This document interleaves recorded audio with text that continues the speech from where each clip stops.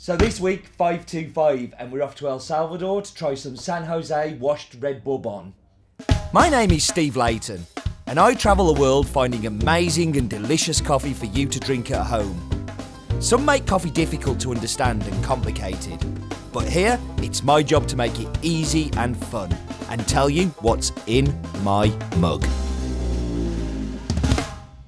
So this week's coffee comes from El Salvador, from San Jose, and it's red Bourbon washed. The plants were first placed by Gloria's great-grandparents, Josefina and Jose Maria Rodriguez, in 1815. I luckily first met Gloria in 2009 through Luis and Mayo. Mayo is Gloria's daughter, Luis Gloria's son-in-law. The farm won SCAA Coffee of the Year in 2011, and Gloria is just a huge fan of Bourbon.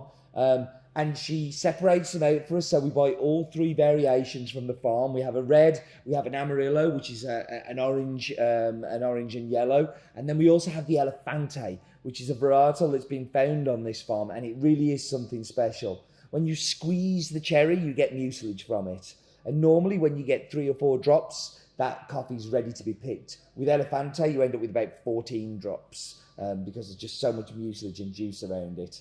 So this is a farm that's just full of interesting varietal stuff, and this is no exception.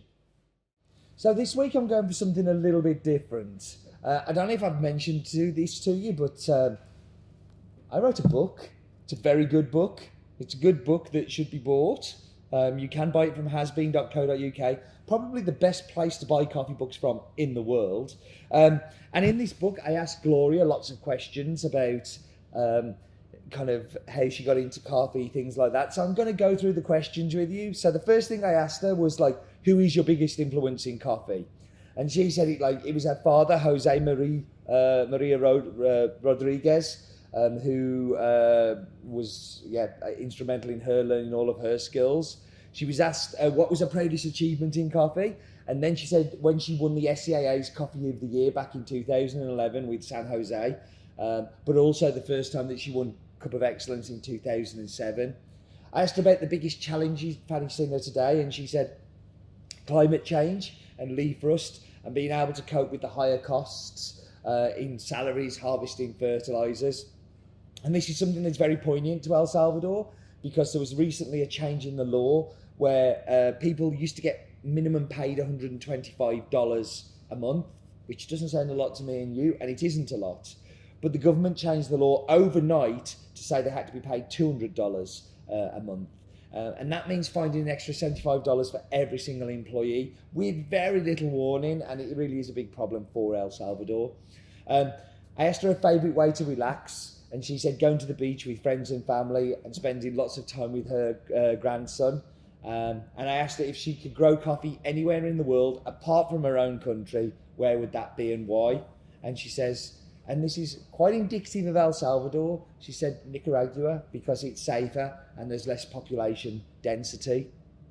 And then finally I asked her, if you had a blank check, what would be the one investment you would make in the farm? And she said she currently uses an external mill to process the coffee, and she would love to be able to build her own wet mill with her own people, so she can have total control over the process. So yeah, that was a little bit of a difference in my mug. If you would like to find out more stories about this, you can through this fantastic book here, priced at £19.99, available not in any good bookshops, but on hasbeen.co.uk. So this week I'm going to talk a little bit about roasting, and with the San Jose, it needs a little bit of care, like every roast does, but it's a very typical El Salvador wash Bourbon. It's very nice to roast. It gives you a whole heap of clues about where it's going. So by listening, smelling and looking, and in that order, so listening, smelling, looking, you get a really good insight into what's happening with the coffee. So what I tend to do is I take it running into first crack. So you just throw heat at it. We get to first crack. I reduce the heat, but only reduce it by half because I want this to be a fairly quick roast. I want it to kind of carry on ramping through. So heat being applied and exothermic heat, just not too much so it cooks too quickly. And what you want is you want some colour on the bean, but you don't want too much colour. Like the last thing you want to do to any beautiful El Salvador washed is add any roasty flavours to it, because what you naturally get is something sweet, something chocolatey, something with lots of mouthfeel, and something with not so much acidity, like shoulders of it, more than like buckets of it.